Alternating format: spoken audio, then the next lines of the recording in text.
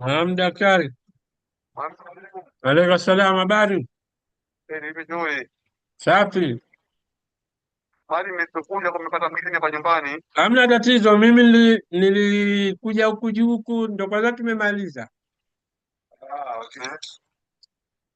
Labda Jumatatu tunafanyaje sasa? Kesho tunaonana kesho. Wapi, Vuga au huku?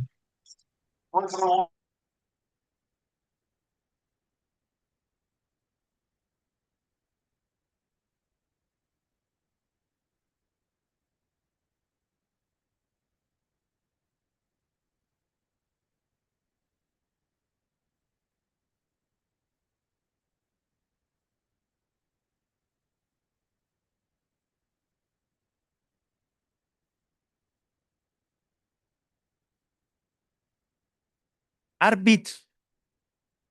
Arbit. Where is Arbit? Arbit. Where is that? No, questa. Non la vedo.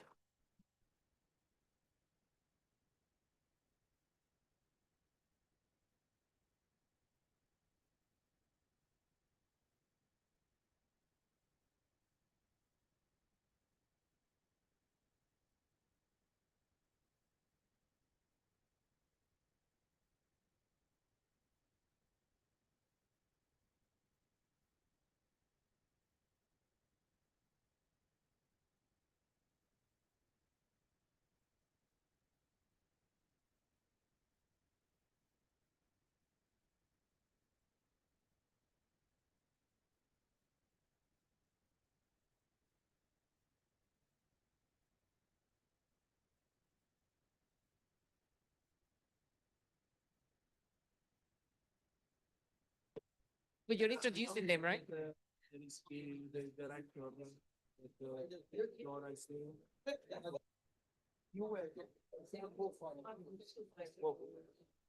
right, welcome back again. We are about to start. So, Arbit. You came from Germany. Nice.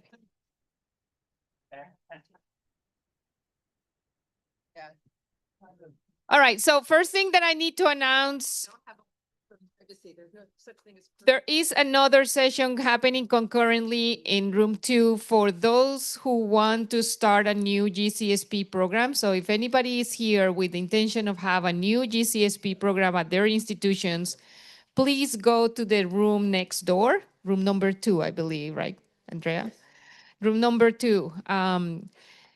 And then you guys would have an opportunity to talk to several people that have had very successful programs and those that have been involved in the organization of this meeting for a long time and the supervision of the programs. So if you're looking for that opportunity, please go to room number 2. I'm going to be here trying to help out a little bit with this workshop. My main responsibility right now is to introduce the person that is going to introduce all the speakers. And then after that, I will be walking up and down in case that you have questions with the microphone, so I get to you to ask your questions. So Danielle, whenever you're ready.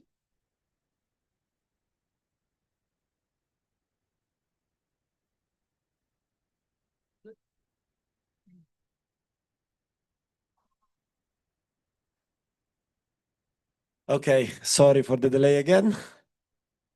I'm trying as much as I can, really. I'm using my German blood to do this, but it's failing. Okay. Okay, so like this is the last workshop, as we said. At the end of this workshop, before the special session of Jessica, we will distribute some I say fratini, the one, how you say in English, I don't remember. Some no jackets. No. Something they use when you play football or something like this. Jerseys, but not jerseys, not the t-shirt. The one, some to the vest. That become like, who wants to try it out? Yeah, let's go. We will see. We will distribute something colored that you can wear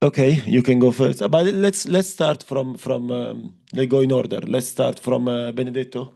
It's okay for you, Benedetto? And then we go in order here, please.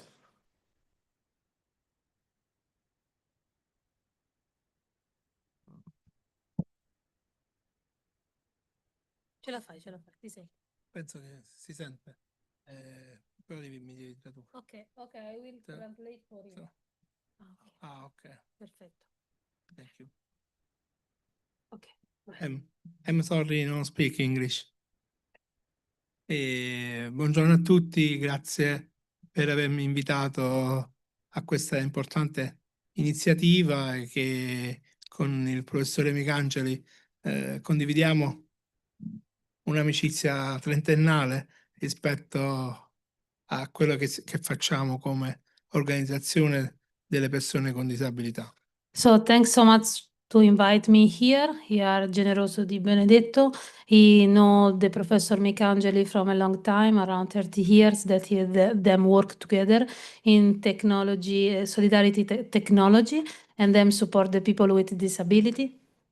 E vado subito al tema, quello dell'universal design, per farvi vedere subito una incoerenza anche dell'università che ci sta ospitando. So let's go direct to what he want to do presentation, because he want, thanks to this university Sapienza that welcome us today. Ed è quella che per entrare in questa sala ci sono dei percorsi meravigliosi, delle super rampe, però ovviamente mi vedono soltanto come studente. So he say that for come until this room, there are a lot of ramp, I don't know, Potevo spiegare.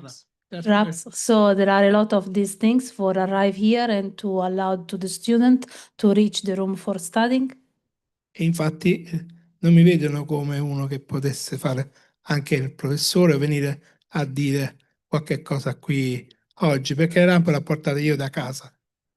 So he do a trick for us, because he said that obviously these things he bring with him from his house, because normally the person with disability are not, the people don't look them as like also a teacher, as someone who can training someone, but normally them can be just student, but not in this case, because you are a teacher in this university.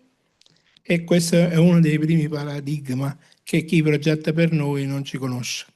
So, and he say that he want to underline that most of the person who do project for the people with disability don't know the people with disability. E ovviamente, giusto per aprire una parentesi, è la stessa cosa quando nel 1998 sono andato a scuola per insegnare e la mia preside diceva che c'era un'integrazione solo per gli alunni, non per i docenti. He said this is the same happened in 1998 when I was going the first time in one school for teaching, and the director of the school said that they have a program for the integration of the student, not for the integration of the teacher. E questo oggi, per fortuna, diciamo, questo cambiamento si sta avvenendo grazie anche a un'altra, diciamo, opportunità che le persone con disabilità hanno avuto all'inizio del ventennio, che è quella del varo della Convenzione ONU sui diritti umani delle persone con disabilità. So he said that after now in the beginning of 2000, thanks to the Convention for the People with Disability, step by step this situation improve in positive. Dove c'è stato questo riconoscimento a livello internazionale, dove ho avuto anche l'onore di parteciparvi ai lavori dell'ONU 20 anni fa, ad agosto del 2006, e qui diciamo che si dibatta anche un altro concetto, che i servizi alla persona non sono soltanto, come dire, dei favori o degli accomodamenti, diciamo, ragionevoli, ma sono dei diritti umani delle persone con disabilità. He said that in August 2006, he participated to this conference, and he said that the important point from this conference is that the right of the people of with disability is not some help or something that them give gratuit, is a pleasure. No, is one right. So to move this point of view that we don't give to them something because we want help them. No, we give this because it's their right to have this. E l'altro paradigma che viene, diciamo, è al centro poi della Convenzione ONU, ma anche del nostro movimento a livello internazionale, è quello della vita indipendente e autonoma e autodeterminata delle persone con disabilità. Another important point regarding in particularly our life and the independence and the autonomy of the person with disability, that them will be autonomous and them will be free to living alone, not with someone who take care about them. This is the concept that he once said.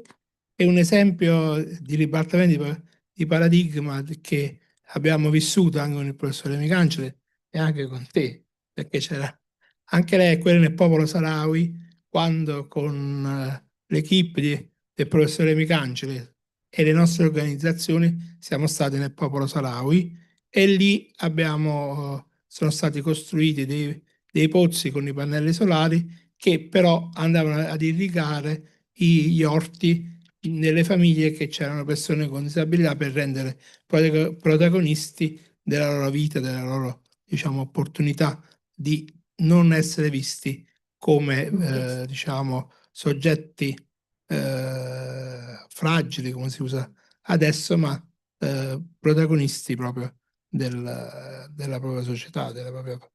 So another big experience that I living with Professor Micangeli is when I was going in Sahrawi camp. Sahrawi camp is a camp in the south of Algeria.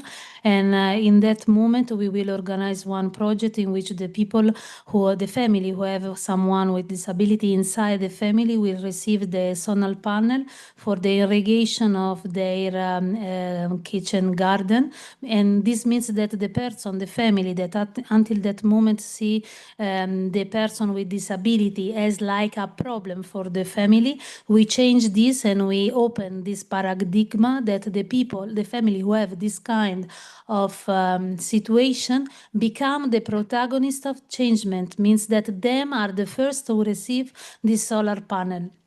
So Thank you very much. no, you forget to say something that always you say. Tu dici sempre che non si può fare niente per voi senza di voi. E quindi te lo sei scordato. No, diciamo che l'avevamo un po' superato, sì, nell'area europea. Hai ragione questa. So I joke with him because me was one student when all these things happen, and he always say that no one can do something for us without us. Thank you.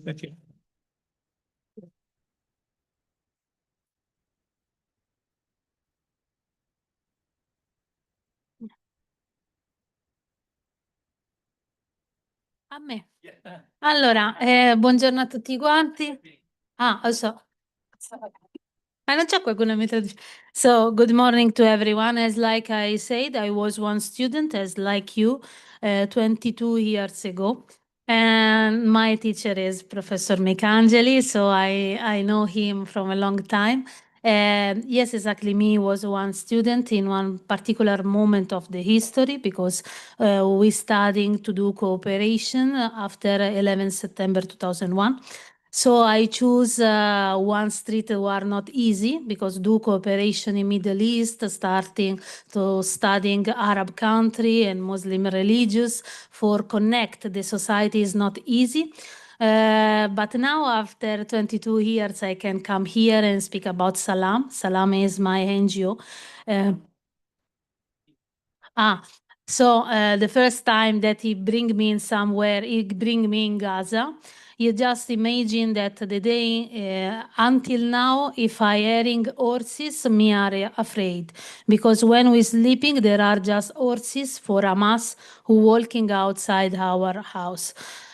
So yeah, from that first experience in which some person with Professor Micangelis is studying one project for the water sanitation in Can Yunis. So this project was destroyed after few years that we was there. So it's not this the last war that destroyed our project. So it's destroyed more than 15 years ago, unfortunately.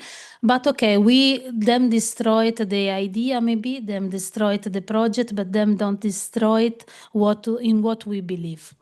Salam believed that there are connections between our society, that Middle East and East is not something far from us, that we can building bridge between us. So today Salam work in Afghanistan, Pakistan, Syria, Yemen, in a lot of country, but as like you see today, I always have in my heart what I studying when I was sitting in this chair before.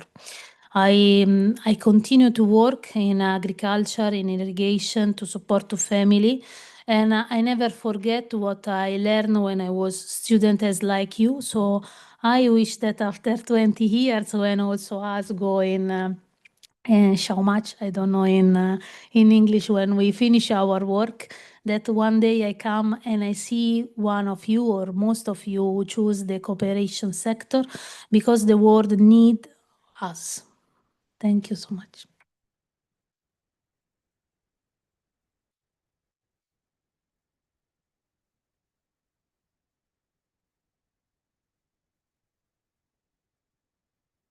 Good morning. I'm the president of Technical Solidarity, and I'm here just to give you a welcome and to let you know what are our DNA, what we want to do, what we are doing as a Technical Solidarity. With Professor Micangeli, we start to work on the Technical Solidarity many, many years ago in Mexico, in a small village that never had electricity.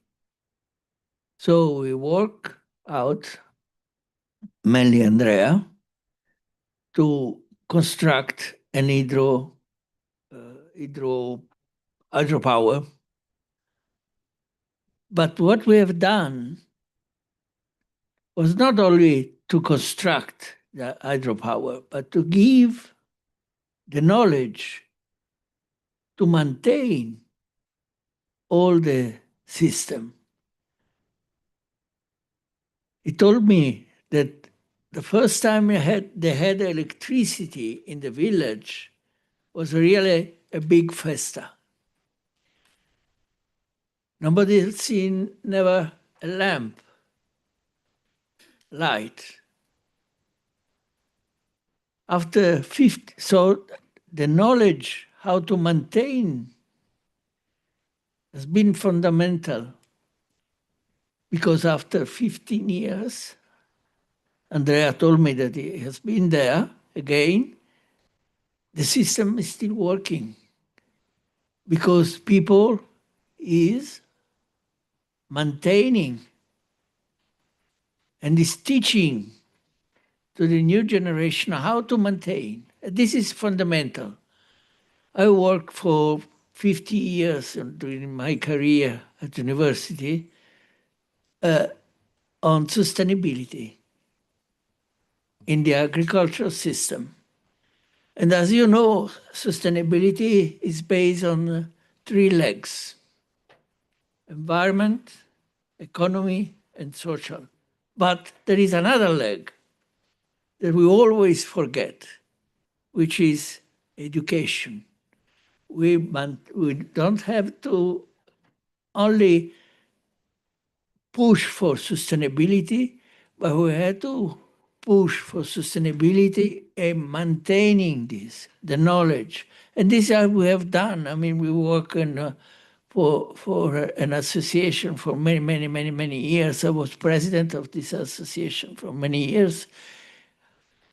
And we always worked on education, always. You cannot have a progress without education. This is what I've done all my life. I retired 12 years ago, but you never retired, I must say. This is sometimes it's still a problem. But so I give you a very warm welcome from Technical Solidarity.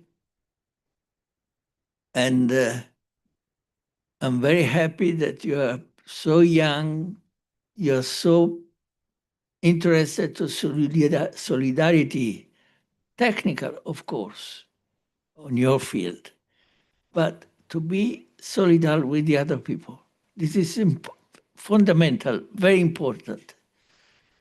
So thank you for coming, and I wish you a very nice weekend, a long weekend, a very long weekend here in Rome. Thank you.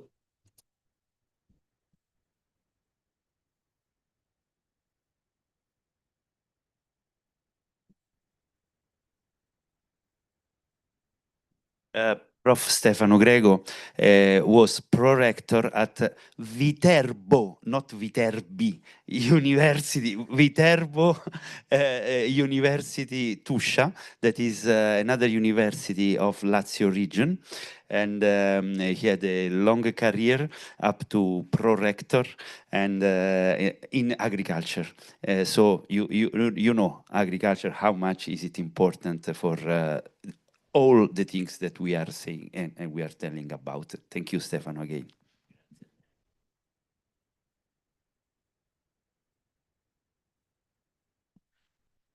Thank you. It resonates with me that you never retire. I've retired already 3 times in my career. So my first career was at Arizona State University. I see some of my colleagues here from ASU that I had the opportunity to meet. There they are. I spent about 30 years there as a professor in engineering faculty. And then thanks to Professor Yanis here, who led me to the National Academy of Engineering as the inaugural director of the Grand Challenges program, where I was there for 3 years. And at that time, I had the opportunity to meet Andrea, and as the first European university to adopt the Grand Challenges, and now is the first university outside the US to organize this meeting. Congratulations, Andrea, for doing that. And thank you for inviting me. And then after, again, retiring from that, my last part of my career is in the last 4 years to help found a startup university in India called Plaksha University. The entire framework of the university is based on the Grand Challenges, the students, the education, the curriculum, the research, as well as the industrial and the community engagement. The entire university is based on Grand Challenges, and I had the privilege of being the chief academic officer for that for the first few years of its life. Now we just graduated the first batch just a few months ago. So I'm very happy about that. Thank you.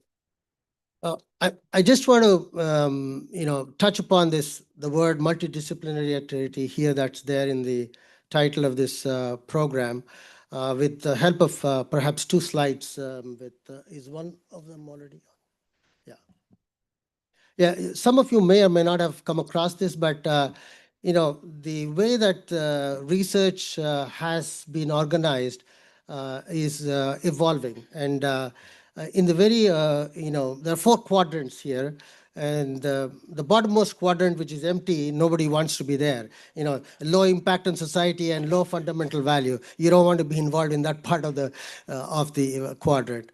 But the Bohr's quadrant, which is the one at the top left, that's where fundamental questions are answered without any regard to potential applications or impact on society. So that's Niels Bohr's quadrant. And the Edison quadrant, which is the bottom right, is to come up with an application like, for example, the light bulb. no matter what the fundamental understandings of the physics or the engineering is, just making it happen. Just let's have the light turned on and working. So that's Edison's quadrant, Thomas Edison. But I think the most interesting quadrant is the Pasteur's quadrant, which is what I think the grand challenge is one of the pillars of the grand challenges is that the use-inspired fundamental research. That is, the problem that you choose is coming from societal considerations, but yet it has fundamental questions that you want to answer. It's not just application or it's just fundamental. It's a nice combination of the two. And I think the grand challenges and the grand challenge scholar program, one of the pillars is based on the Pasteur's quadrant. And the second slide, if I might have the second slide, it talks about, the first slide did not talk much about interdisciplinarity, multidisciplinarity, or transdisciplinarity.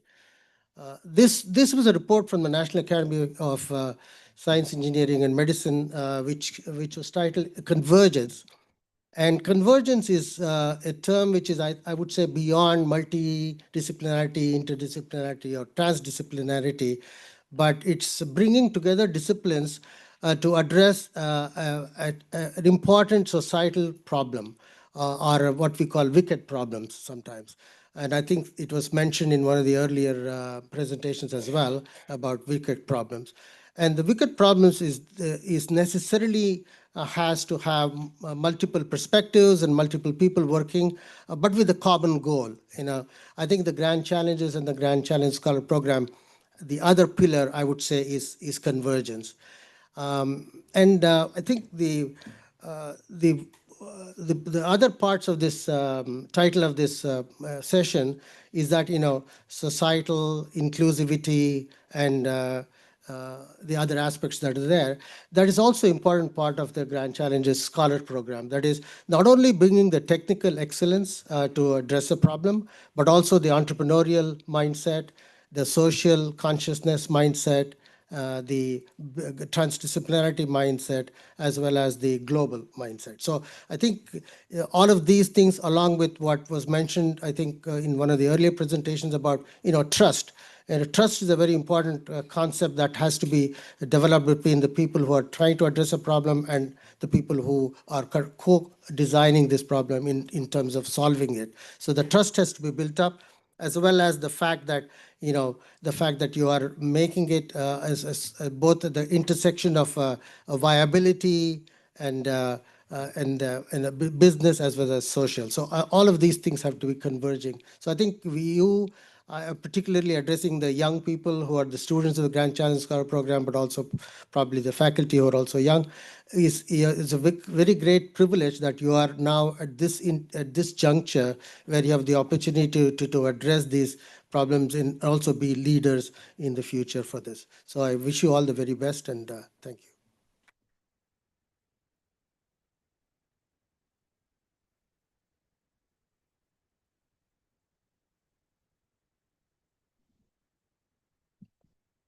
Hi, everyone.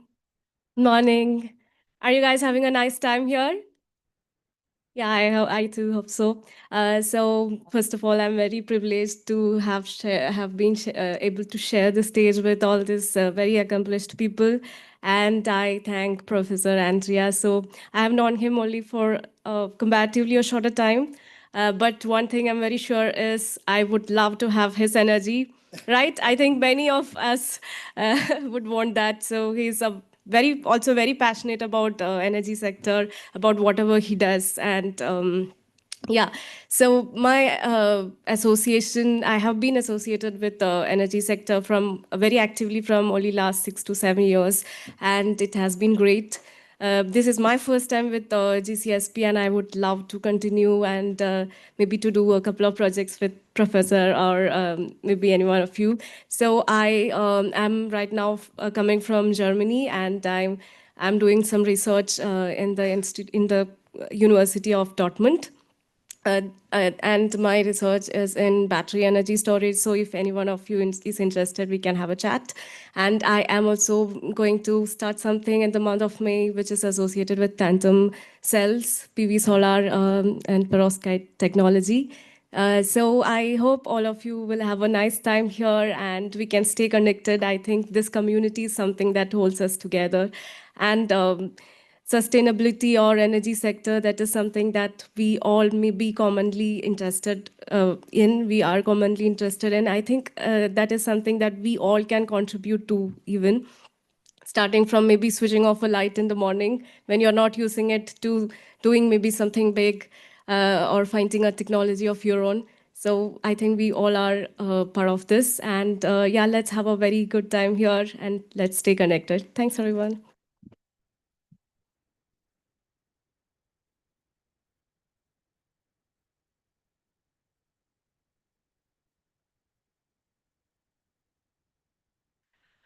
Hi. Well, Daniel is searching for the slides. I'm just going to introduce myself. So I'm the founding director of the Center for Global Sustainable Development at UC San Diego in California, USA.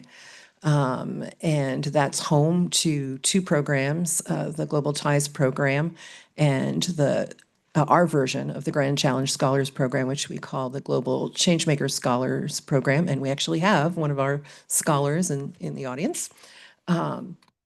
So I'm going to talk about adaptive challenges and equity-focused community-centered design. But what I really want you to be thinking about is two things: humility and trust. And one of the advantages of going last on a panel like this is that you get to hear all of the wonderful speakers before you. And so Rama has mentioned wicked problems. Someone else, I think, has mentioned trust. And we started out with a wonderful quote saying, "No one can do something for us without us."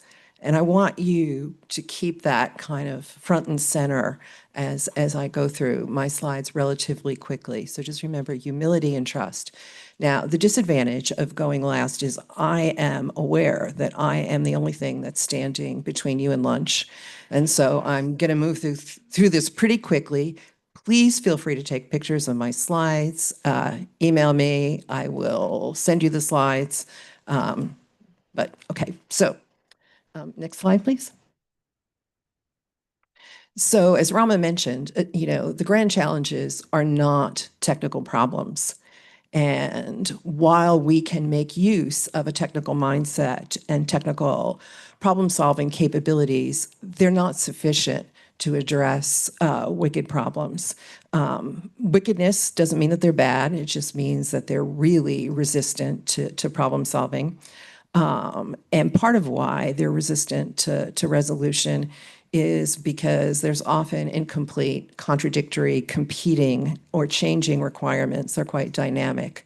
You can sort of address one part of a wicked problem, and that creates three other problems that you then have to address. There aren't known solutions. There are multiple interdependencies, and probably most importantly, for what we're talking about, is they require people to change their mindsets and their behaviors. And that's really difficult. I'm a psychologist, believe me when I tell you that that's really difficult because it involves loss and people don't want to lose things. Next slide, please.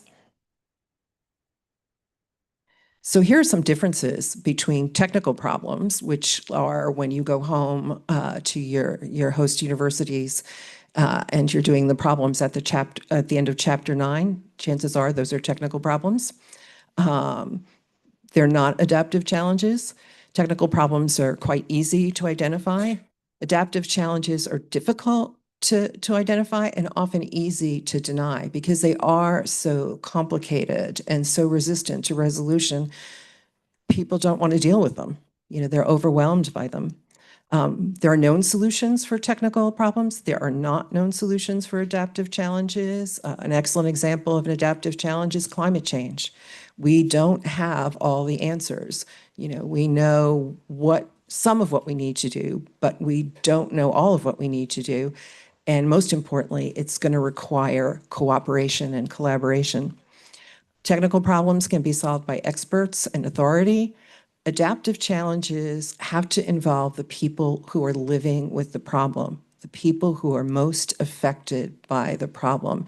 And this is where I'm going to be a little radical because I'm retiring and really, what's my home university going to do? Fire me? So, you know, and I'm not an engineer, I'll own that. I'm speaking as a social scientist.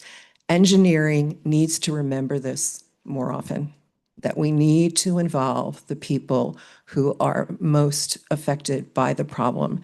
They have their own solutions. We can learn from them.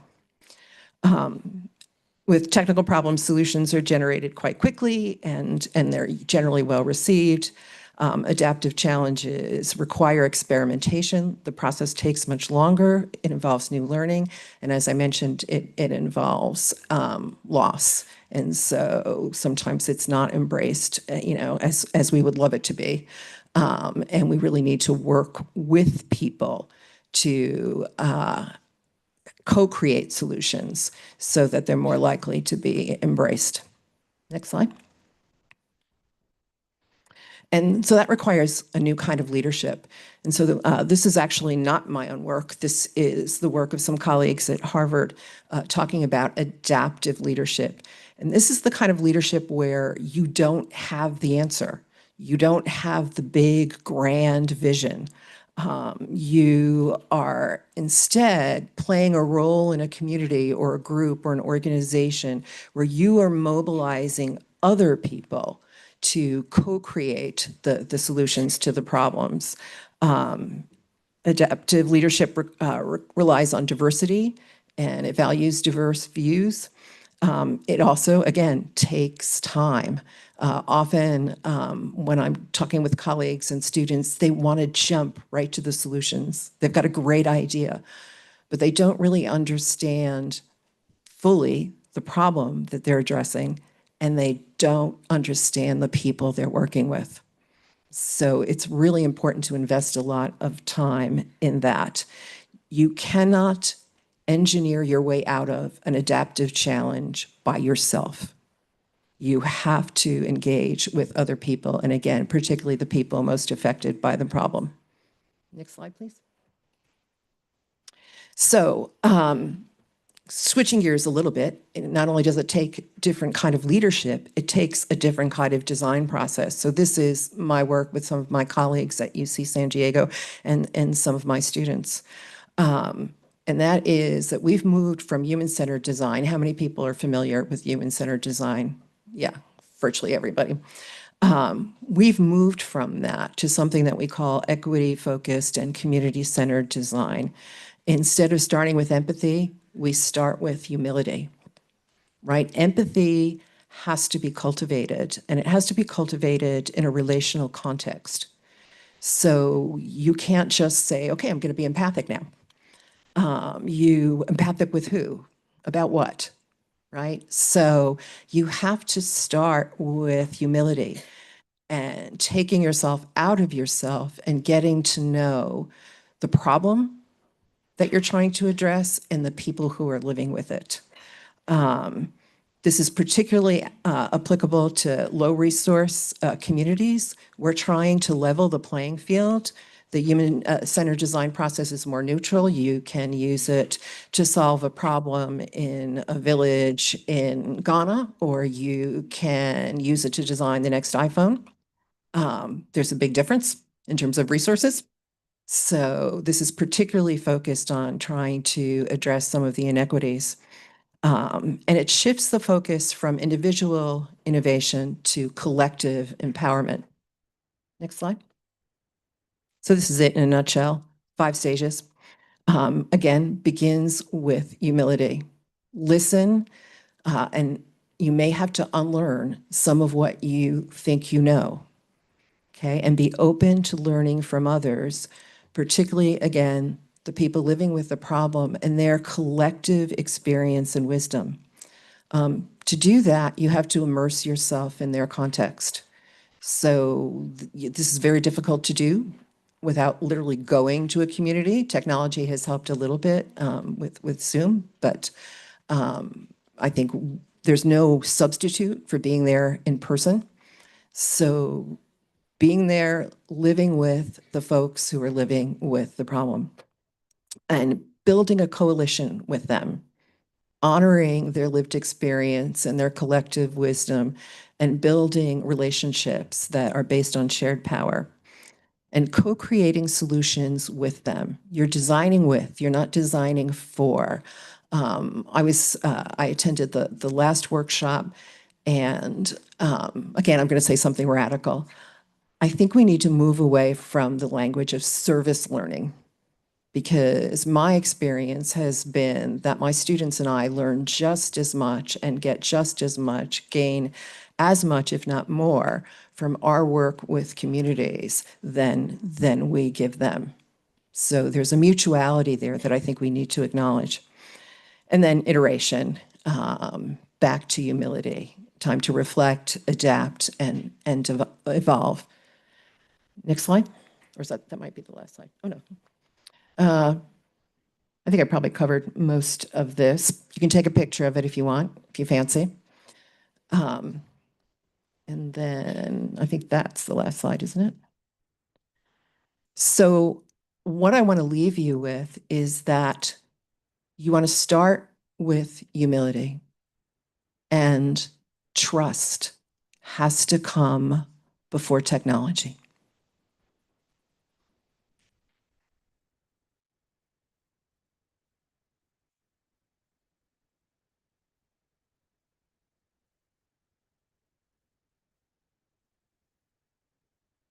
Okay, now we go to the polling. I hope like that most of you got my internet, because it's going down fast. So let's go to the first question. And the first question today in this workshop is, how is inclusive design most commonly approached today?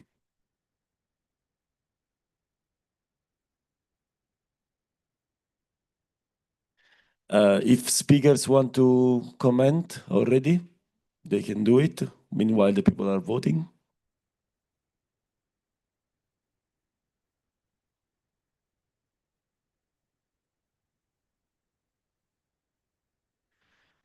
It seems like an ethical add-on is the one getting more vote, but it's kind of balanced.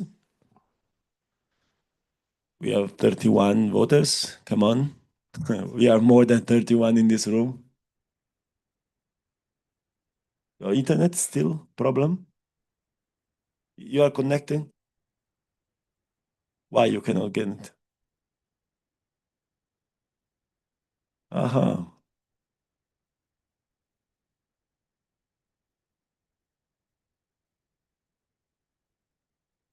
Uh-huh.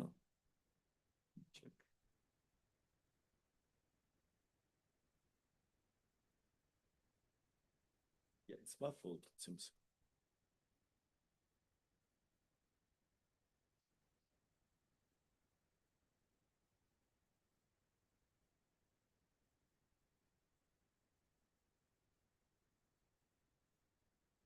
Okay, meanwhile, I try to fix it. Yeah, you can go freely. You go, Rama.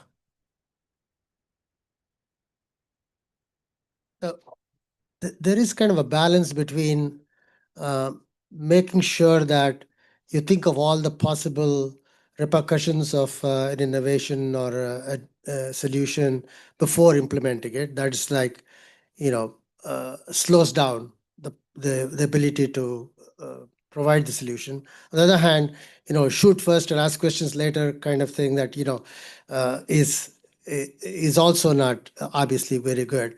So I think there should be a balance that you have to have between, coming up with, let's say, a design solution, but not necessarily waiting for, so let's say I'll give you an example. If you want to say that, before we continue with AI development, let's make sure that AI does not do any harm to anyone at any time. If you want to answer that question, it'll be for a long time before you can implement anything. So I think that could be something like striking a balance between the two would be good. Wait a second, let's try it out again. If you don't remember, let me go back to this one. Try it again. Who has not internet? Give me thumbs up if this is working.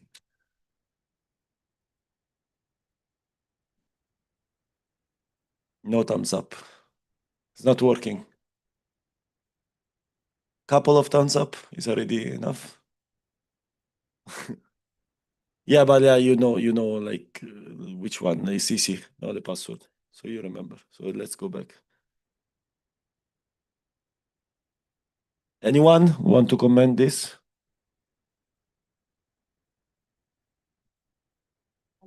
I think you all took the last presentation very seriously. I mean, to begin with humility and trust before innovation. I think this is what is very connected to what she talked about. So I think, did you all vote based on that one? Did anyone keep that in mind before voting this? Anybody? No, I think, yeah, this is a very nice thing that we should have in mind as an ethical add-on. And then comes which one as a regulatory requirement or a technical constraint. Yeah, so just like Professor Rama said, there are many parallel or like many parallel things that you consider before doing an innovation. And we are glad that the ethical add-on is something that we all weigh on mostly. I think Jenner also wants to say something. Yeah.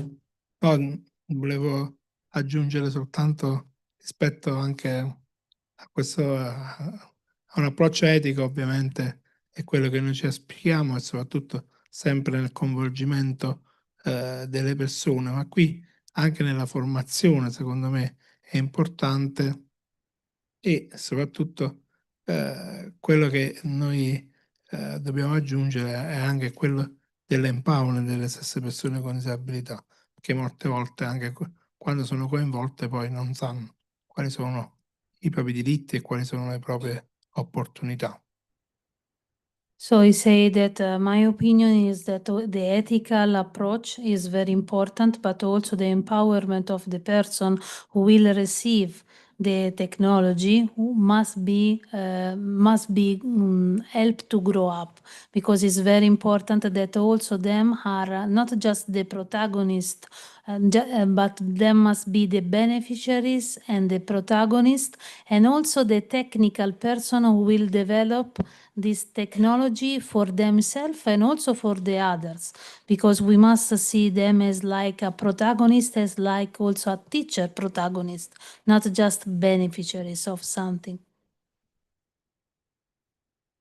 I just want to add one thing. I'm also very heartened to see this, but you're really going to be the engineering faculty of the future.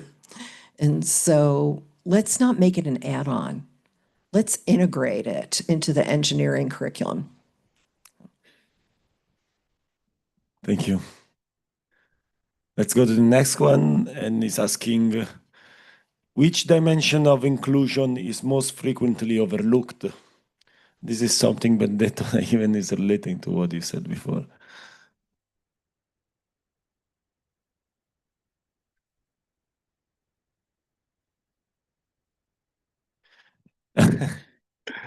Don't be driving in this direction due to Benedetta's speech if you don't think this is the main issue.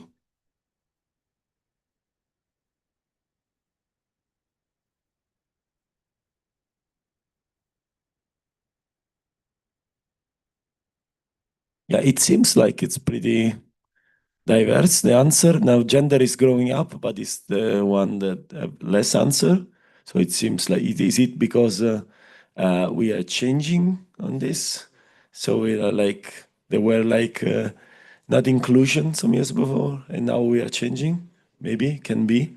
And we see socioeconomics condition more impactful in disequality than gender nowadays, maybe in our countries, because this is our experience. In other countries can be completely different, no?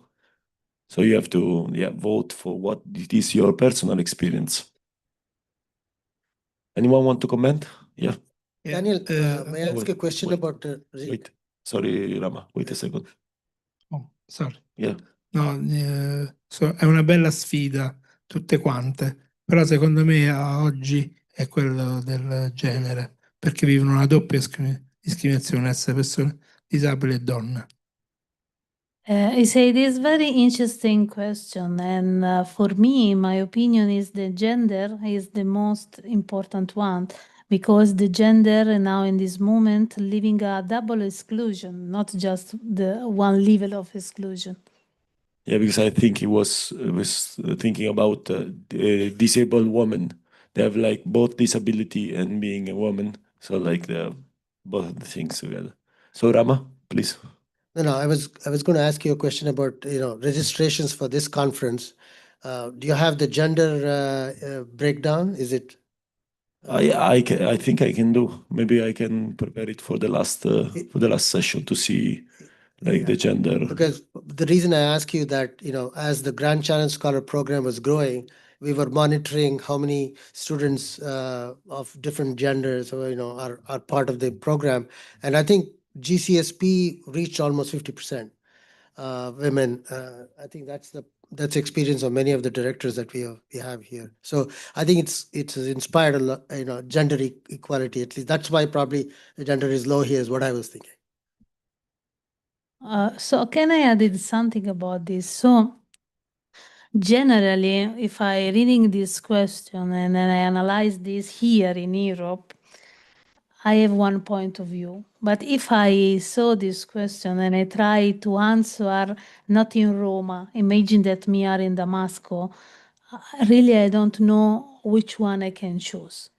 I mean that the society, the environment in which the question is done is very important because when you do some project, when you, inshallah, you will project something, you must analyze in which society you will do this project, you will take this technology, because exactly in one society in which there are gender problem, automatically, as like Generoso said, the disability don't exist.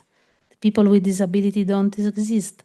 When we speak about cultural context, in one multicultural section, as like Damascus, in which you are Muslim, Shia, Sunnah, you have Catholic, you have Druze, you have Hebrew. So what means cultural context? So I won't just give you this other point of view to see this question, that sometimes we really don't have the answer because the context is very complicated, very complex, and we cannot choose because the protagonist sometimes is one woman, widow.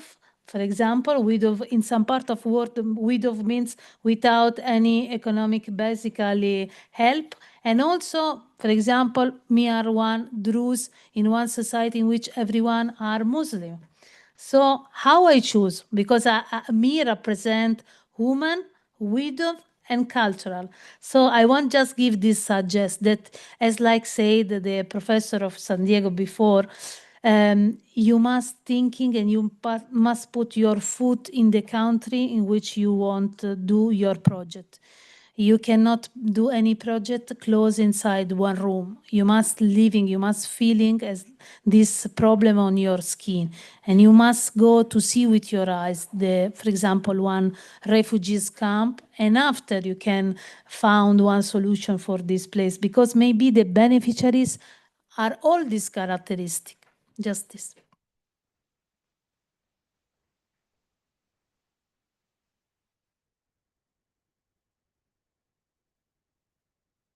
There is any question from the audience about this?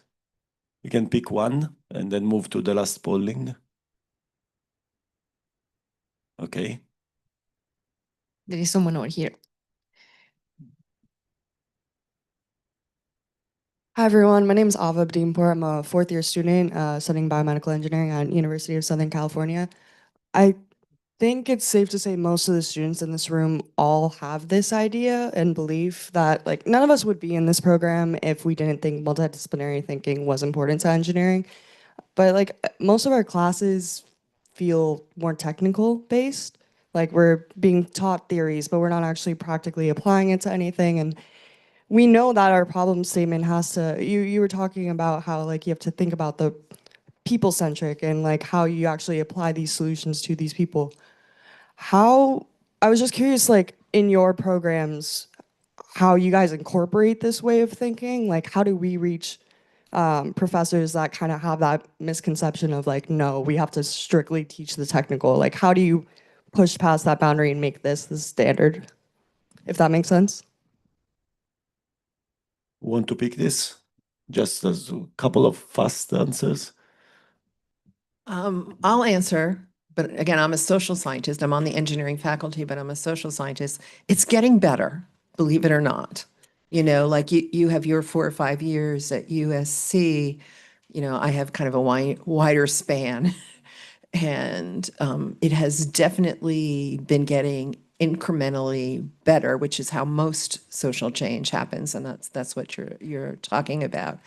I think also you have more influence as students than sometimes you recognize. You know, when they started and Rama probably remembers this, the Grand Challenge Scholars Program, they got a group of us and essentially locked us in the National Academy for a weekend until we came up with something. And they were very smart because they locked us in there with students. And we heard from students how mind-numbing and soul-deadening the engineering curriculum had become. And it was like, oh, wow, you know, we have to do something that's more relevant. So you have a voice, and I would use it, you know, on your campus.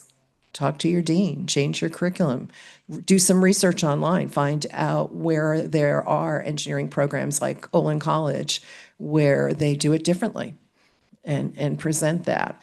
And then for some people, you're just going to have to wait till they retire. You know, they have been trained to believe that their technical content of their course is vitally important to your education. And it's just really hard to get them to kind of pivot off that. So. If I might add just a short answer to your thing, I think it also has to change the way that faculty are evaluated. You know, the evaluation, the metrics that you use for evaluating faculty, that takes a long time to change. Like, but it is happening. I think more of these aspects are being included in you know, promotion and tenure, kind of decision making, etc., which is what faculty kind of you know, work towards, because that's what they play by the rules, whatever the rules are. Okay, perfect. Let's go to the next polling.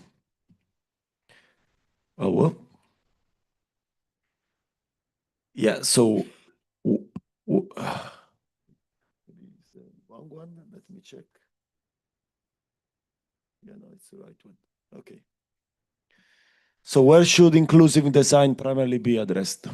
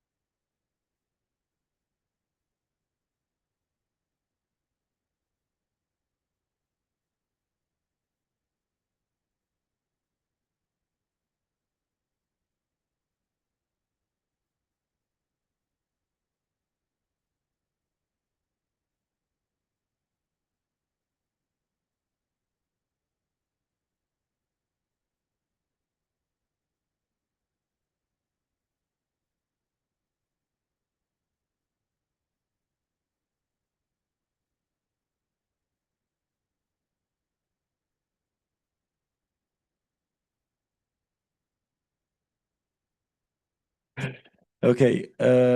Anyone want to comment? Like even the one that spoke less? Stefano, you have something to say about this? Or anyone? No comments from the speakers? What do you think about that?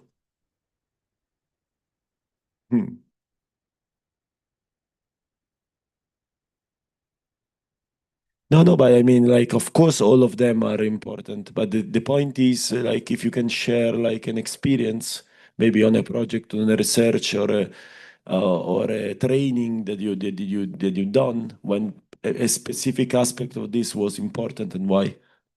Also, maybe what we can do is if anybody wants to expand on your answer, perfect. let me know and I will bring Perfect. the microphone Yeah. to anyone. Someone wants to say why they think, yeah, perfect.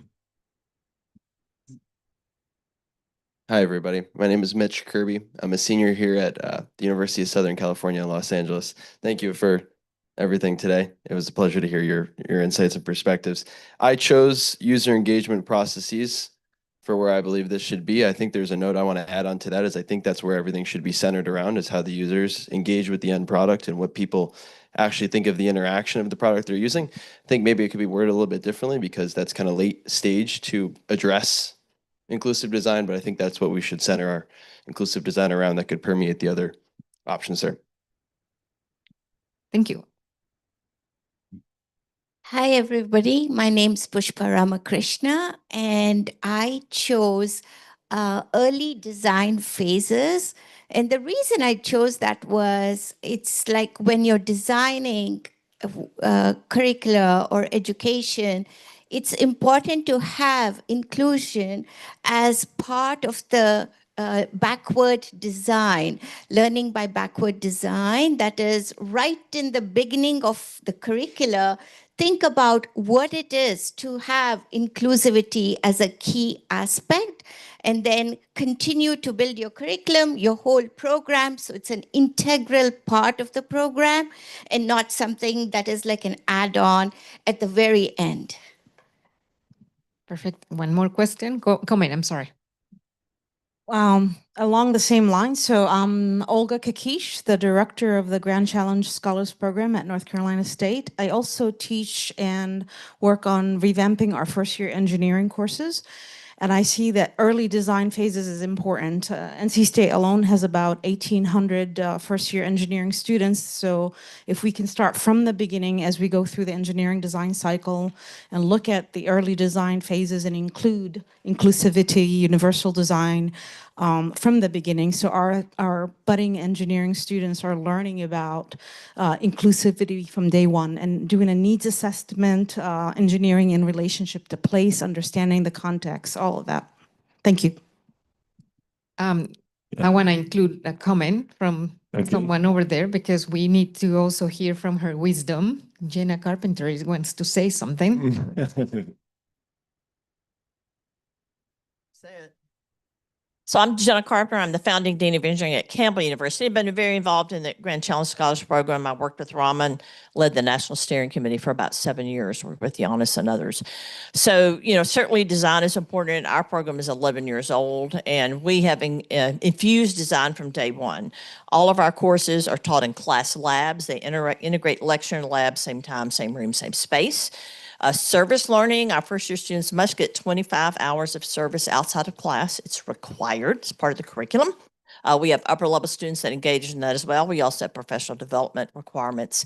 And even our first-year design projects, a lot of those are community-based. We do projects in partnership with our physical therapy program. We do stuff for some of the health science programs that do trips abroad to assist, communities that are in need. And so you can do all of these sorts of things. So we teach design, communication, teaming, or woven into our curriculum. We've got 12 students here, Campbell students, and wave your hands, faculty, yeah. So you can do this. And it does help students be industry ready. And they're far more engaged and aware of all of these sorts of issues and aspects than they would be, otherwise, so. Thank you so much. You want to continue, or does anybody want to add from the panel? Yeah, I think. Or if there is something like else, but like we want like to ask the volunteer now to. Yeah, we are ready. So now we're gonna share with you like these shirts or piece of induments, let's say piece of, and then you have to wear it. Scrimmage pennies. Whoa, I'll never remember this. It's too hard. So they're gonna share it. We don't have break right now because I see people. No, we don't have break right now. We have already the session of Jessica Santos before lunch. I'm sorry. And I will ask Jessica to be to be yeah to be contained in time. We are sharing this, like, be sure like to like not to have like your colleague at the universities. Yeah, but like yeah, but let's wait like they share it. How are we gonna do this? Are they gonna raise their hand and pick a color? No, I think they can pass by with the different colors, and we can just yeah. And the idea is that students from the same school would have different Yeah, colors. yeah, be sure not to be at the same university with the same color. Meanwhile, we do that. We thank the speakers here of the workshop. A round of applause for them. And I ask Jessica to come here. Perfect.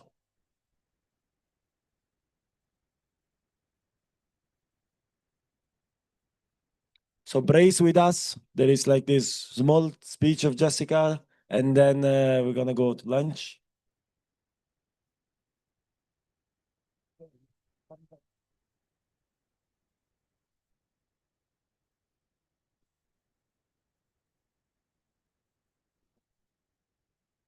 Yeah, because I don't know that they are dying to have lunch. But, that's the issue. But oh, sorry. No worry.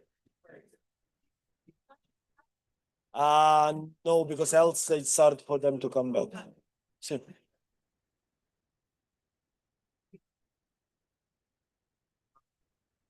okay.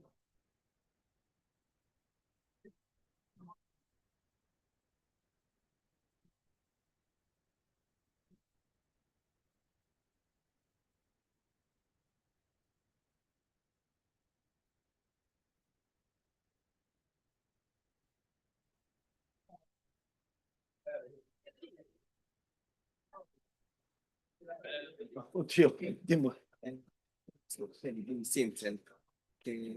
They need they want to give them to the students. Okay. Quindi the boxes on site here. I don't know if they leave. No, when they leave, when they finish this session, they will leave, but you can give it They them want outside. an announcement or something. You can be at the exit and give them. Okay.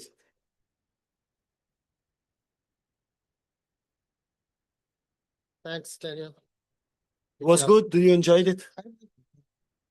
I think it's important really to share with the.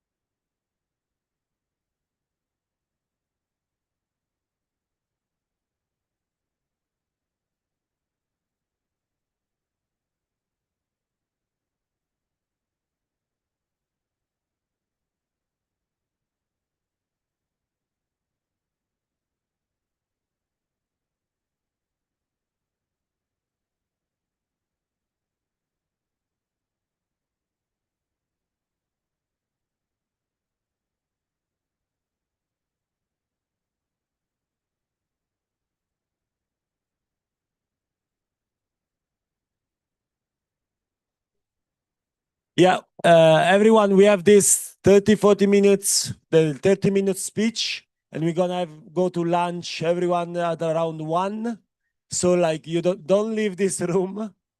And then we have 1 hour and a half for you to lunch, to do the group work and stuff like this.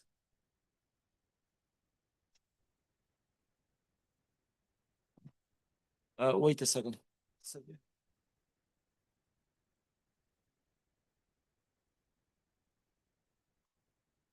Yeah, just for everyone on every group, take a picture of this. Sorry, listen to me, please. Hello? Take a picture of this. Those are the questions that you should respond with your presentation. So it has to be only a pitch. So it should be 3-4 minutes maximum. You aim for 2-3 and maximum is 4 because like you are a lot of groups. Like if you have to present everyone, but it's a pitch. You can divide it by a member of the groups presenting. You can present only one if you prefer, but it's better if it's more. And the directors can help you. They will have the director meeting, but they can help you first during lunch, even in understanding. You can discuss with them. We will assign them a color, so you can discuss them even before the presentation.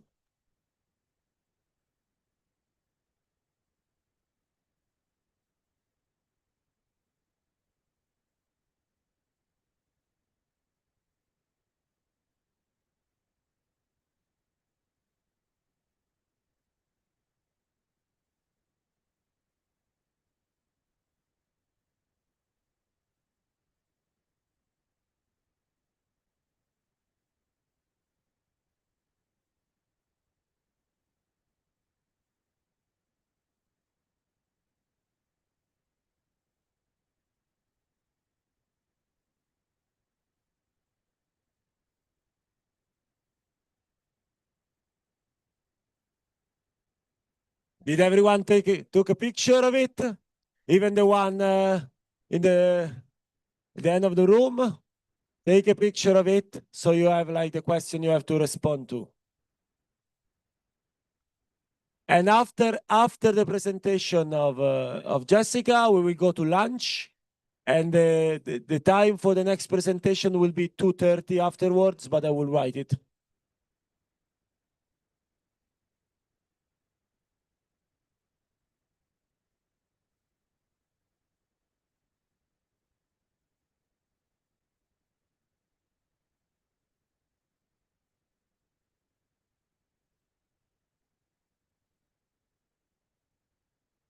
When you're going to lunch, you can find the one on your color. No, it's not necessary now.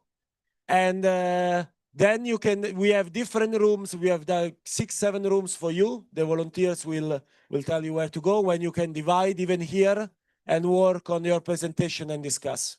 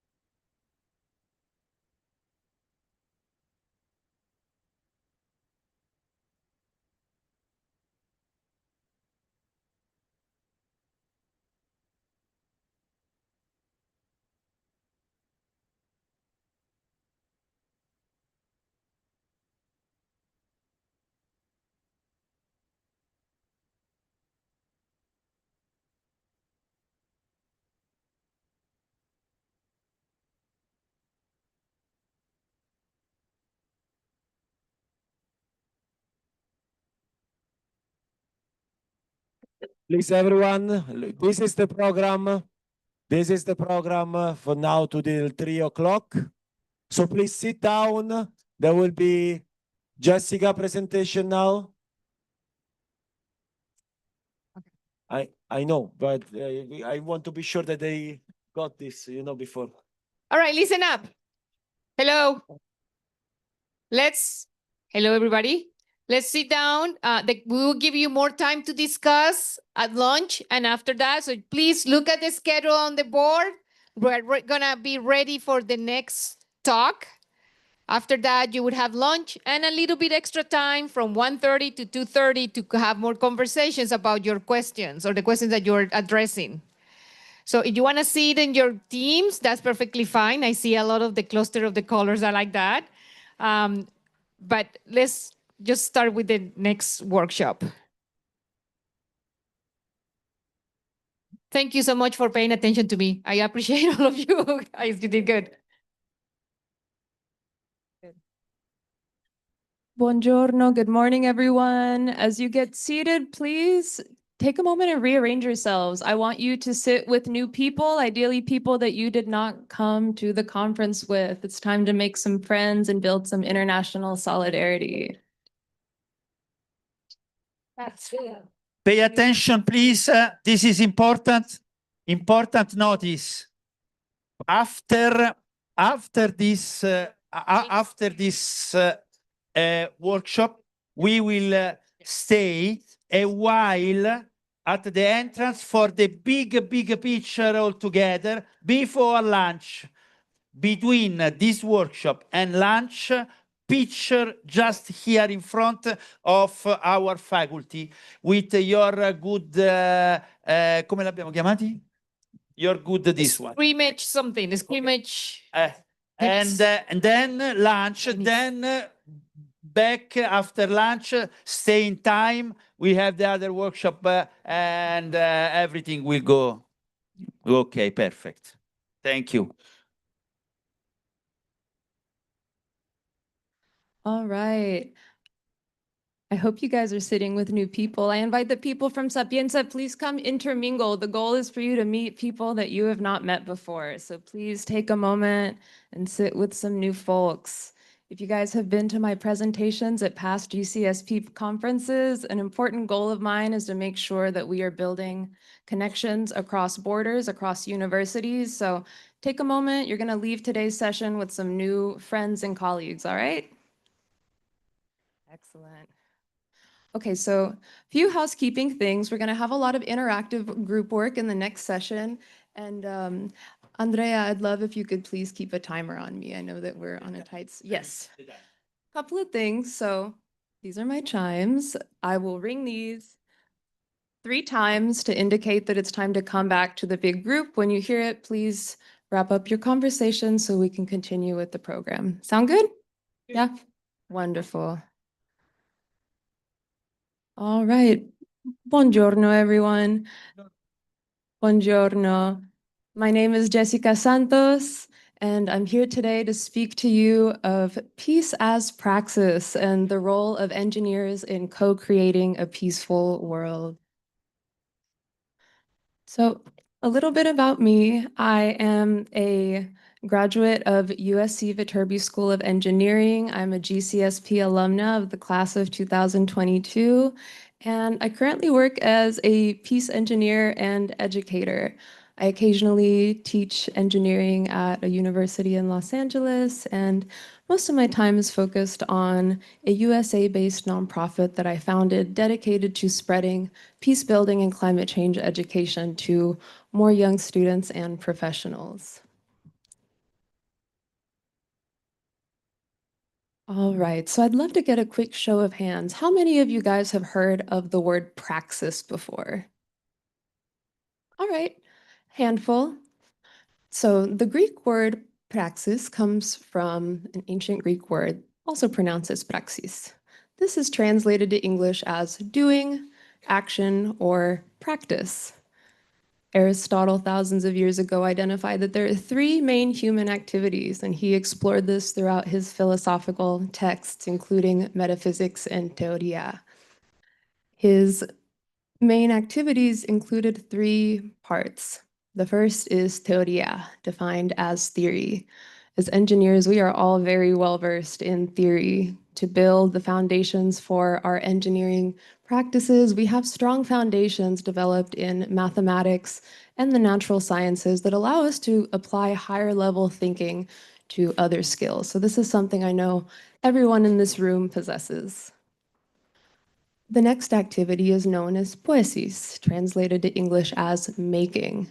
Now, many of us as engineers spend time modeling and creating physical items and prototypes that actuate our theory and turn it into something tangible that we can share with other people. Now, the last human activity that Aristotle defined, and the one that I'm going to be focusing on today, is called praxis, action. And this is where I will challenge you to expand your imagination and think about the role that we have as engineers to take action, in particular in the context of peace. So in today's session, we're going to get to co-explore what this means, and I'm going to give you guys an opportunity to explore this for yourselves and with your community. All right, so we're about to transition into our first group work activity, but before doing that, I want to make sure that we are all on the same wavelength. So I'm going to take a moment and guide us through a simple box breathing technique. This is a wonderful way to hack into your own biology and actually center your nervous system.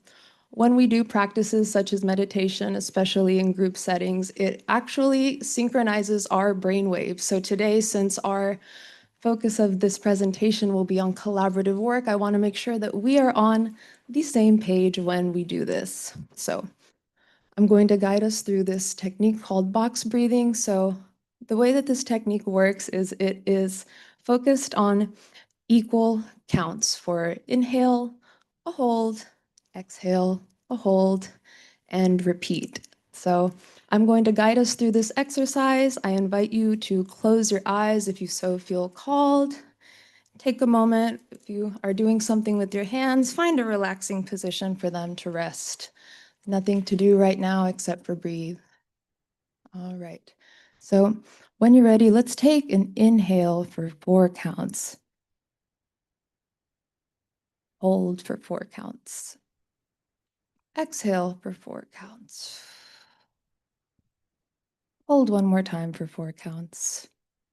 And let's inhale again for 4 counts. Hold for 4 counts. Exhale for 4 counts. Hold for 4 counts. Inhale one more time. Hold. Exhale. Hold. Last round. Inhale. Hold. Exhale. Hold. And I invite you to keep your eyes closed for another 30 seconds. I'm going to play a couple of instruments to use some sound to guide us to a similar place.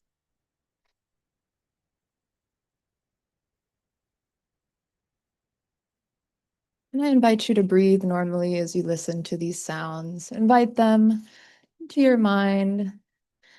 And now when you're ready, I invite you to please reopen your eyes and rejoin us with the big group.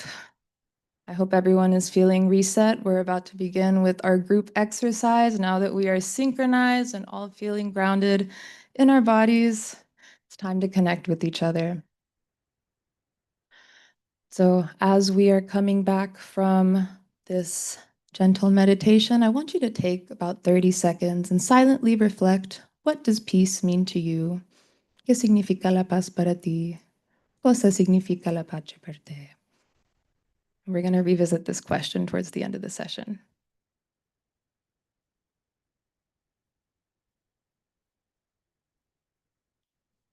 All right, so this is our first group reflection activity.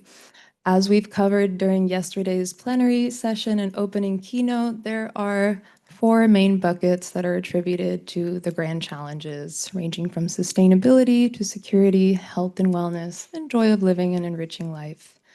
So I'd like you to turn to your neighbors, groups of 2 or 3, whoever is nearby, and I'd like you to reflect for about 5 minutes. How does peace relate to each of these buckets? And I'd like you to think about this beyond the joy of living. And in parallel, I also want you to think about the 5 competencies of the GCSP program. How can peace be integrated into these 5 competencies beyond just social consciousness? So please take about 5 minutes and discuss with your colleagues. I'm going to leave this question up and I'll be wandering around the room, and then we're going to take a couple of people who want to share out to the big group. Any questions before we get started? Good. All right, let's take 5 minutes. I'm going to set a timer. Please start reflecting on these questions.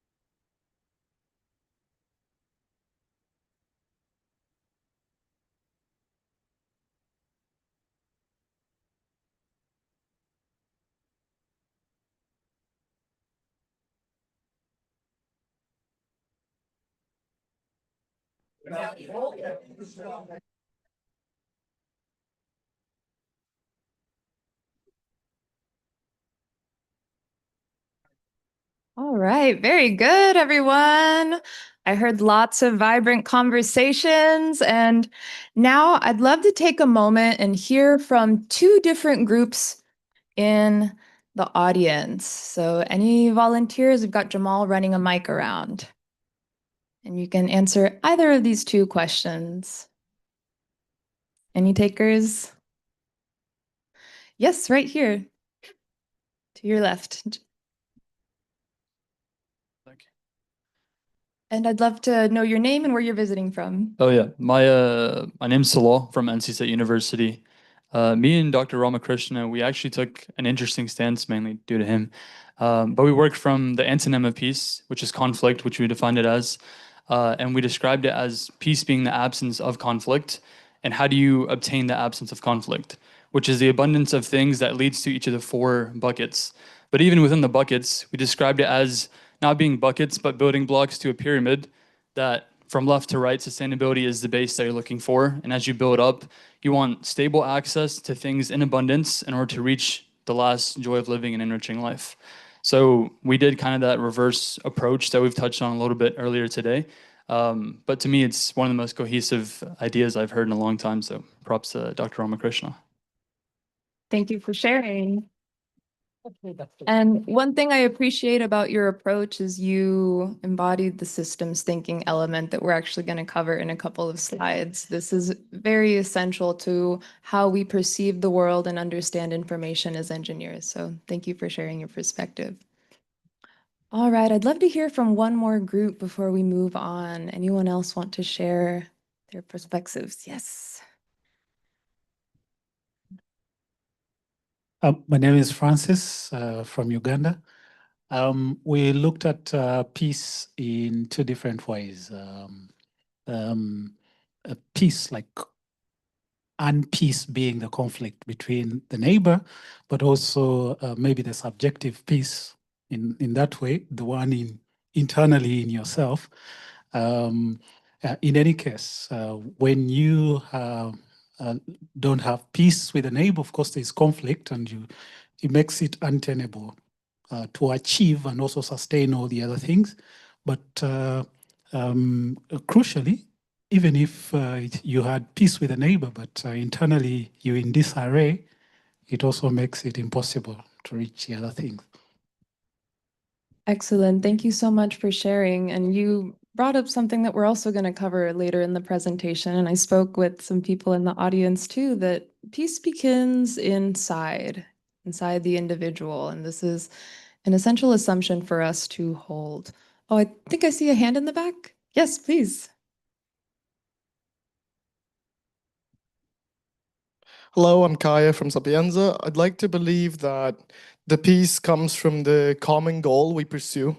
And as such, pursuing the common goal, we forget about the distinct arguments we have against each other and similar stuff. And our focus becomes on the goal, not our disagreements. And as such, we reach peace as we're all pursuing something and all want to do something to reach that goal. And as such, we get in peace, we don't reflect inside each other or with ourselves because we have one thing to do, and that's the goal. And most of the time it's done by splitting the big project into smaller project that everyone does. And thanks to that, everyone pursues their own small project. That's wonderful. Thank you for sharing. And each of you touched on different parts of processes that we are trained on as engineers. We are specialists in breaking down complex problems, and peace is one of the most complex things that exist in our humanity. Peace is something that is universal across all cultures, all parts of the world, all religions, and across time. And I look forward to sharing how this has manifested in the modern world. So I would like to pose to you, how can we use systems thinking to understand peace? Some of our group shares already touched on how we can understand peace at a variety of levels, from a structural approach to understanding how to achieve the grand challenges to how to address conflict. And one analogy that I like to use when thinking of peace are the rings of a tree. So if you've ever observed how a tree grows or you've ever seen a cross section, trees grow from the inside out. Each ring represents different years, different experiences, and there's a lot of information that can be held in trees, from biological and meteorological data to information about disease and environmental conditions. And I think this is a really perfect analogy for peace because it represents the concentric layers of the impact that peace has, starting at the individual level, at the core. What does peace mean to you on the inside? You can go a step up and also think about the interpersonal level. What does peace mean with your neighbor, the person that you are sitting next to? What does peace mean in the community? For example, what does peace mean to our GCSP community? When we think more largely, especially now that we're here in Rome, thanks to Andrea, we can think about global peace. How do we approach this from a systematic perspective? And then lastly, I always include planetary peace. We share this earth with so many life forms that are non-human, and there's also other artifacts such as the ocean and the mountains that may not necessarily be alive per our biological standards, but they still hold form and memory here on Earth. So you can think about peace at a variety of different levels, and this is where I would like you guys to explore throughout the rest of this conference. Think about what some of our colleagues said about conflict and peace, in particular, peace being the absence of conflict. This is a perspective I actually hear quite commonly when I'm interviewing people, and I love to hear different perspectives on this. I'm reminded of a comment that Sergio here from Peru shared yesterday during the workshop 3. I asked a question about how to address conflict when working on global engineering projects, and he reflected that we must assume that conflict will always arise. It is in our nature to have disagreements, but how we approach these disagreements can be the difference between a peaceful and constructive interaction or a destructive one. So it is up to us individually to determine how we want to proceed with receiving external stimuli into our systems, whether that is our mind, our body, our attention, etc. So for the rest of this dialogue, we're actually going to be turning our attention inward again, focusing on the role of the individual in articulating peace. So yesterday I was speaking with Dr. Yanis Yortsos, and he shared a brilliant paper with me that I spent all night reading, and I wanted to add this quote to my slide. This paper was addressing the question, can peace be engineered? And I personally, as a peace engineer, think yes, but I think this paper brought up an excellent perspective that peace is not a distinct discipline, but rather a mode of practice, or praxis in our case, guided by civic purpose, measuring success by how design choices reduce conflict and reinforce stability.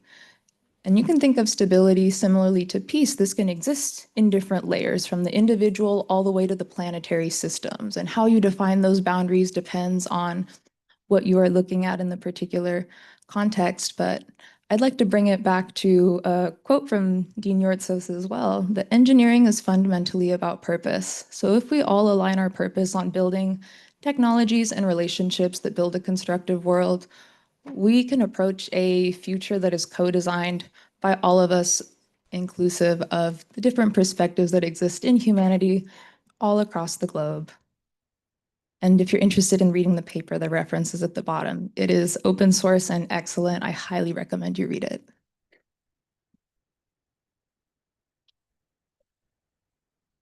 All right, so this is a theory of change model adapted from a public health architecture. And this is one that I developed for the individual level to articulate how we move from fundamental assumptions about peace to long-term impact. So as I mentioned earlier, there are a few assumptions that we have when engaging with this conversation. The first is that peace is universal.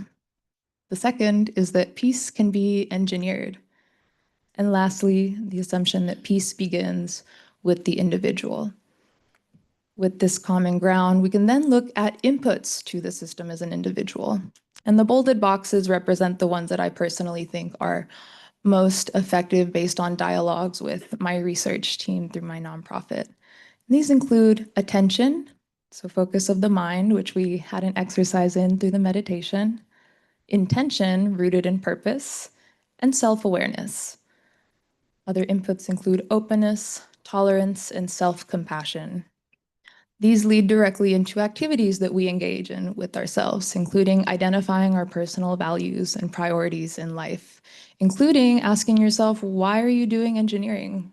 What brought you to this path? What do you seek to achieve with this career path? A similar activity includes asking yourself, what does peace mean to me? Which we got to reflect on earlier as well. And ultimately, this can all be summarized in self-reflection. Self-reflection is an essential learning tool that has been used for thousands of years, and it was articulated most graciously by Socrates in his Socratic method. Now, when we move to outputs, there are two important ones to outline. The first being emotional regulation. When you learn to name and identify your emotions, you are taking a higher step in thinking. And that is part of what distinguishes us from other animals here on the planet. We have the ability to recognize external influences, external forces that impact our lives, but how we choose to react to them is what makes it unique. Another output that comes from this emotional regulation is a better adaptation to both internal conflict and external stimuli. Yesterday, when I was at the meditation chapel, I was having a conversation with one of the volunteers named Marina, and she was asking me, how do you keep peace when people make you mad, people offend you, people do things that hurt you? And I told her the first step is recognizing that emotion, recognizing and naming what you feel, saying, this person said this to me or did this to me, and it made me feel this way. It made me feel angry. It made me feel sad. It made me feel joyful. Naming those emotions is the first step.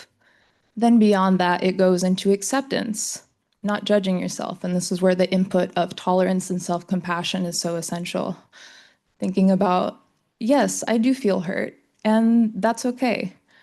Knowing that you have a variety of emotions that will flux with time is an essential part that leads to our outcomes column, specifically higher EQ, which is known as emotional intelligence.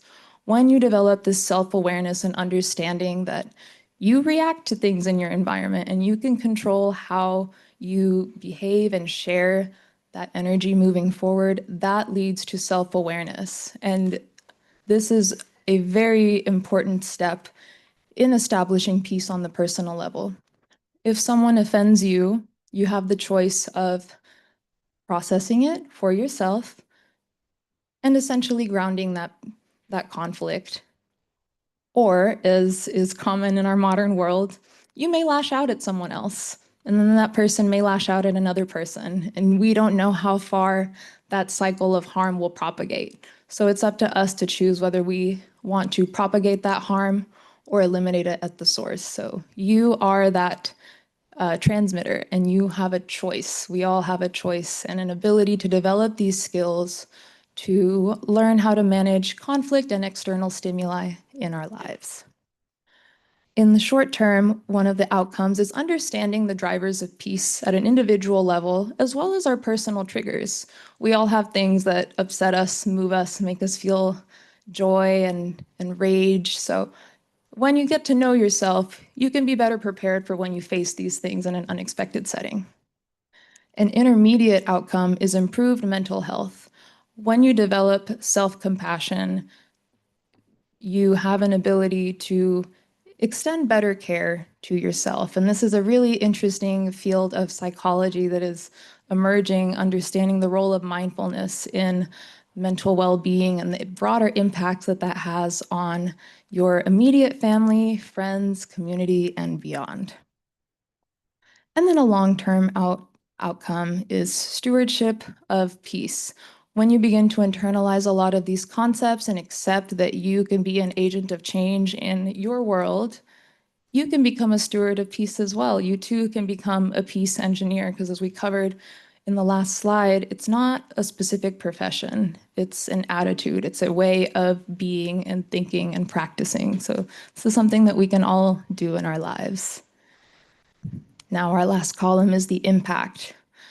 To borrow Dean Yortzis's terminology, we can approach sustainable prosperity within ourselves and our broader community when we have the ability to control our emotions and how we move in the world.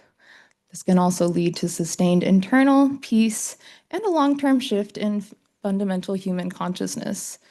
When we begin to name our emotions, we truly begin to reclaim what makes us human, is that we have a choice in how we perceive the world and how we choose to react and grow in our environment. So this is an individual level theory of change, and I have different models for the different levels that we covered in the tree ring slide, but this is the one that is essential for our dialogue today. All right, so I'm sure all of you recognize this flow diagram. This is the engineering design process. I'd like to take a moment for you guys to do another breakout session and ask the question, where do you think peace fits in the engineering design process? So turn back to your neighbors and take a moment to discuss this question, and then we will regroup in about 5 minutes.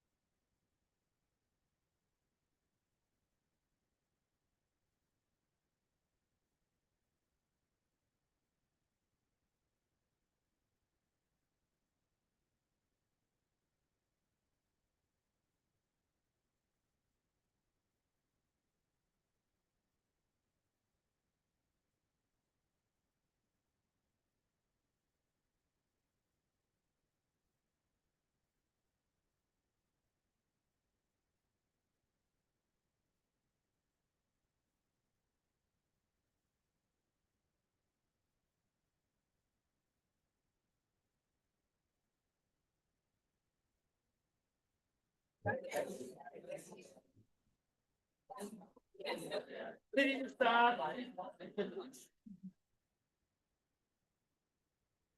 right, everyone, welcome back. I'm hearing lots of vibrant discussions in the audience, and I would love to hold space for 2 or 3 reflections from the group. So if you'd like to share, please raise your hands. All right, got a couple over here. Excellent.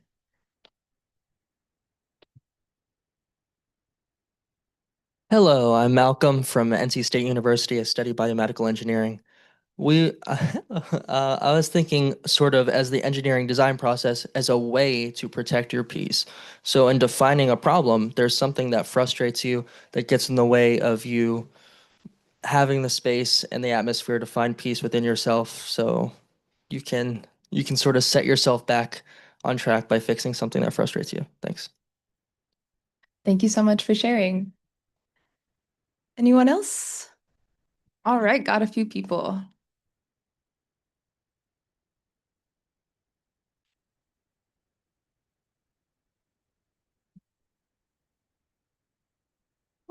Hello, my name is Ayman. I'm PhD student in Sapienza.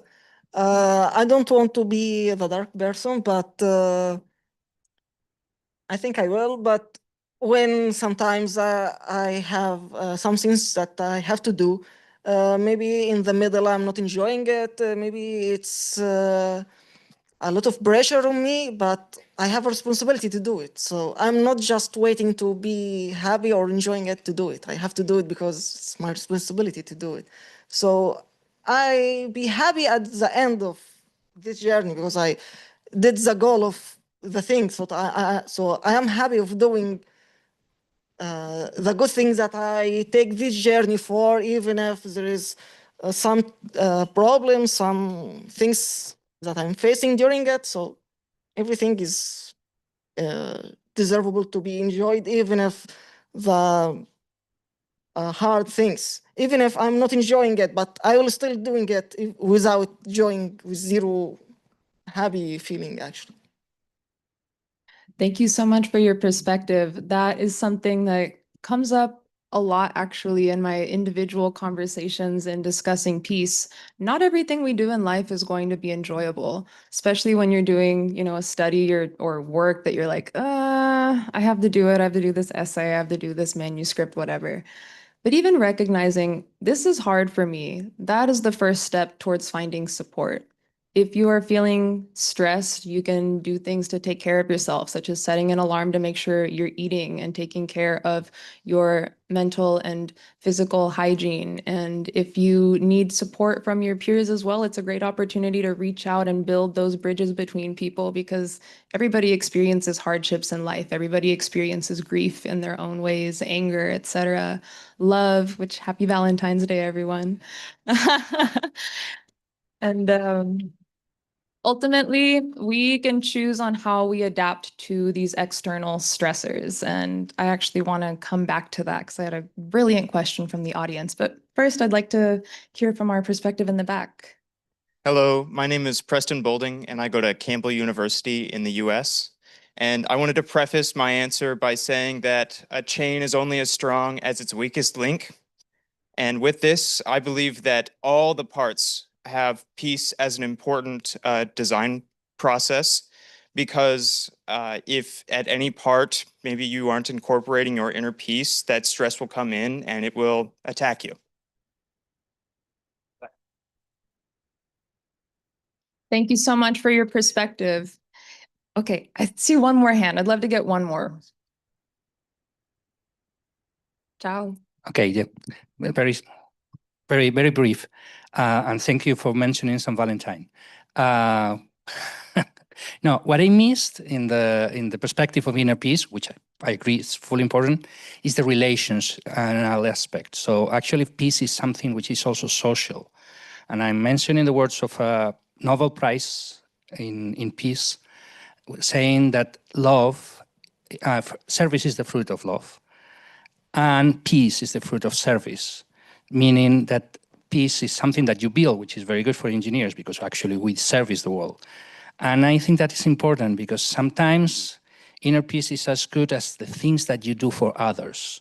So I think it's important to keep that relationship. And there is where it goes into the change, because sometimes you have to do things. This is Mother Teresa of Calcutta. So really the relational aspect for me is critical, because if there is injustice, inner peace may help you bear with it, but you really have to change things. So it's not so bad to be outraged if there is an injustice. Rwanda is much more violent than India in many ways, for giving an example. But people is hopeful about changing things, and sometimes in other societies you just keep the status quo, and that is not really peace. Excellent. Oh, okay. One more. Apologies. My name is Ethan Kessler. I'm also from Campbell University.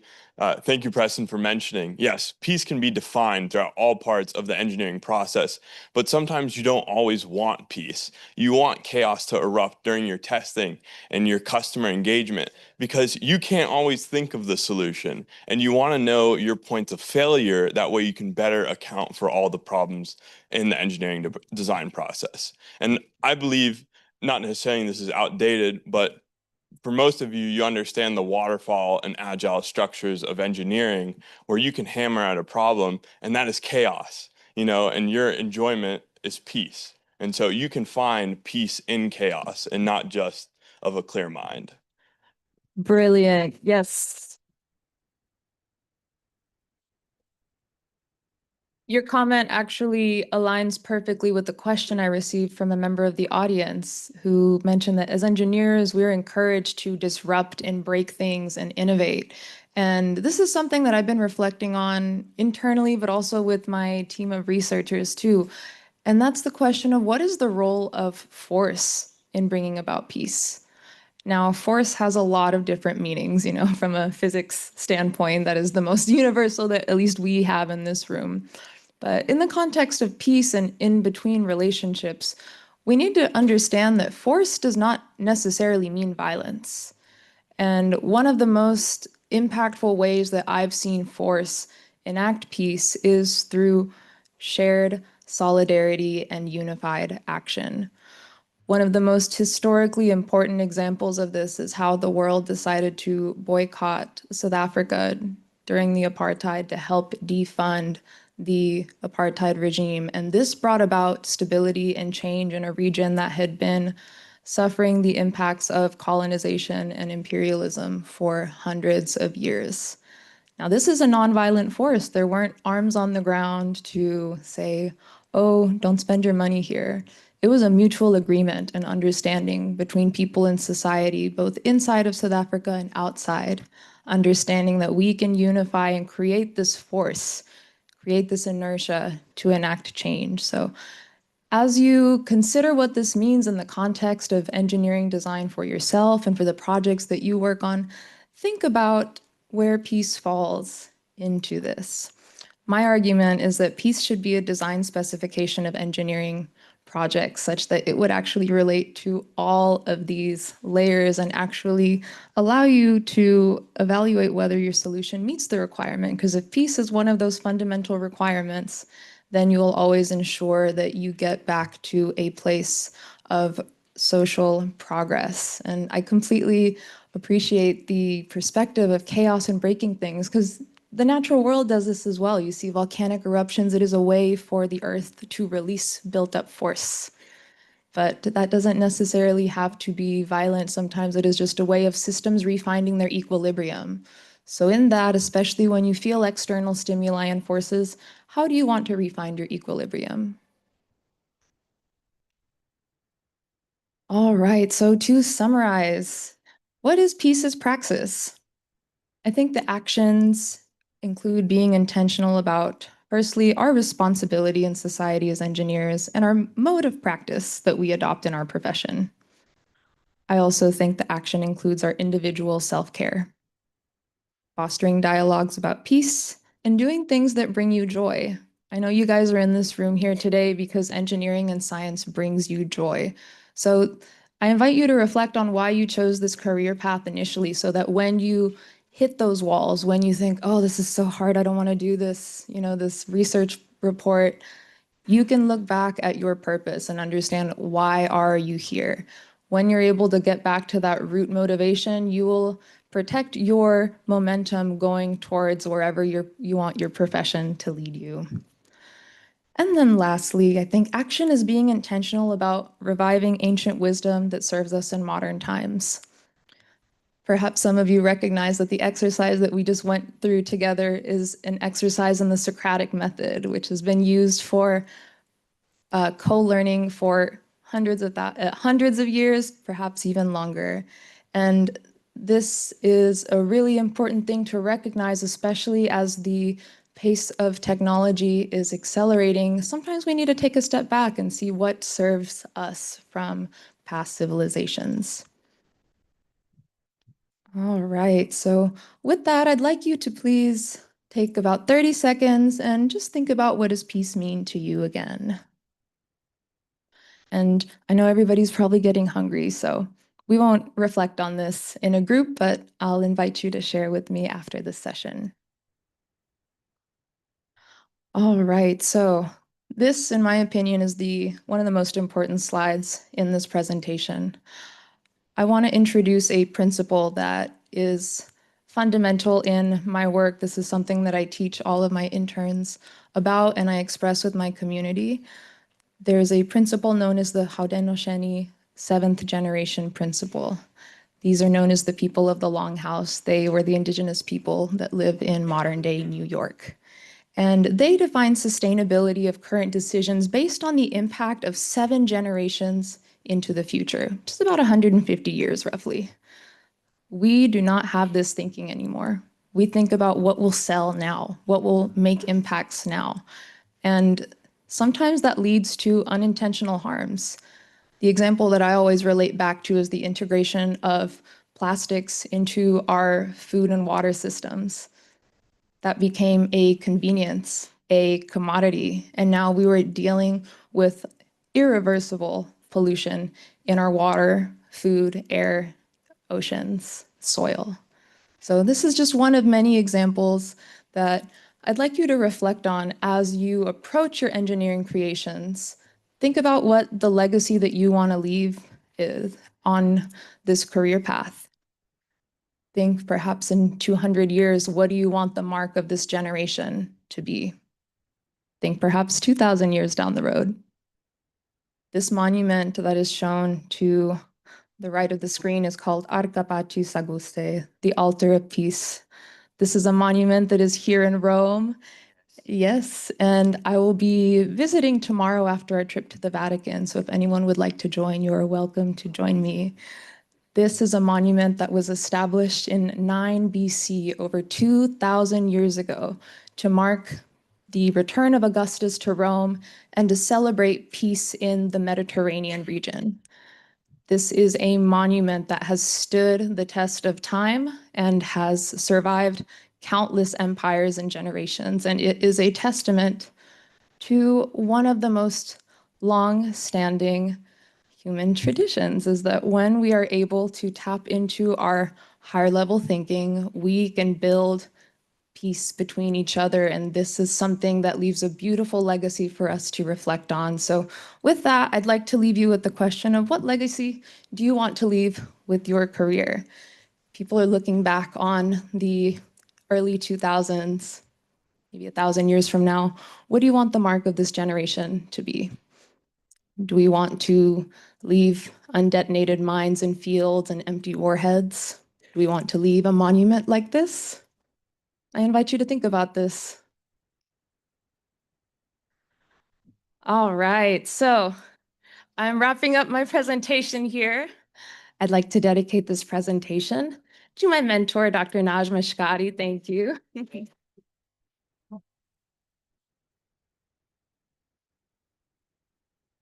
I met Dr. Mishkati in 2019. I took his course at USC called Engineering Diplomacy. I'd never heard of this concept before, but I realized that especially now this is more essential than ever to build bridges.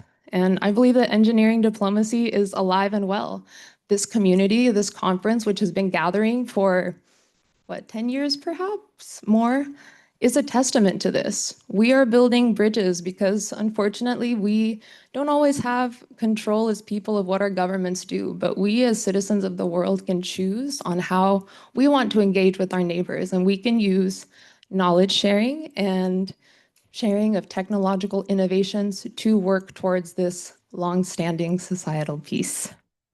I also want to give gratitude to Andrea and your wonderful team here at Sapienza, including Sonia and Ernesto and all of the wonderful people that helped bring me here.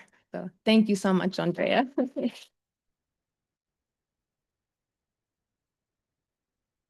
All right, and these are a few questions that I invite you to take with you throughout the rest of the conference, throughout the rest of your visit in Rome. What are you feeling grateful for today? What does peace mean to you? How can you be intentional about your design specifications to include peace? And what can you do that brings you joy? And how can you share this passion with the people around you? And lastly, I'd like to invite you to keep this conversation flowing. Throughout this conference, I've been recording interviews of people doing one-on-ones, asking them, what does peace mean to you?